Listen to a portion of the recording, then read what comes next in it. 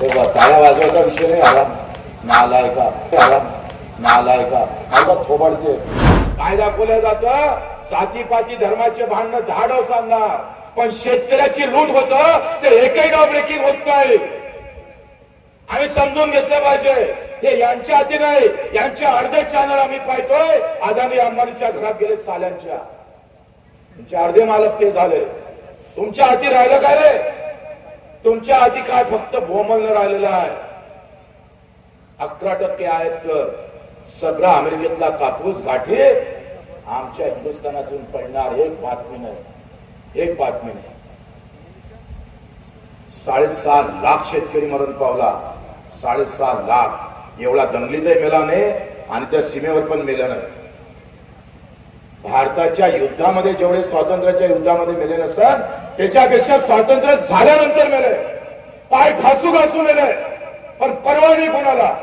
तो सचिन जाधव आम्ही तो परभणीचा त्याच्या घरी जेव्हा आम्ही गेलोय ते सोयाबीन 3400 रुपयात विकावं लागले 3400 रुपयात 5000 रुपये आम्ही पाहतोय आमच्या सोयाबीनचे भाव जाहीर झाले होते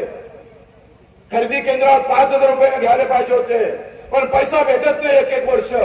त्यानं व्यापाऱ्याला विकले आणि व्यापाऱ्यानं अर्धे पैसे दिले नाही तो तक्रार करायला गेला व्यापाऱ्यानं फोन केला ठाणेदार त्याच्या बाजूने उभा राहिला पैसों के साथ यहाँ पैसा और सत्ते का खेल है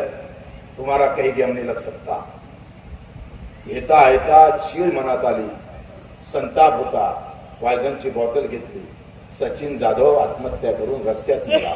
त्याची बायको 7 महिन्याची गर्भवती होती 7 महिन्याची तेव्हा टाळ्या वाजवायचा विषय नाही आराम नालायका मला थोबाडते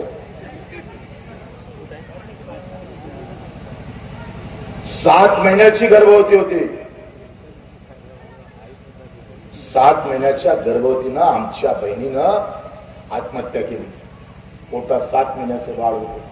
मी गावात भेटायला गेलो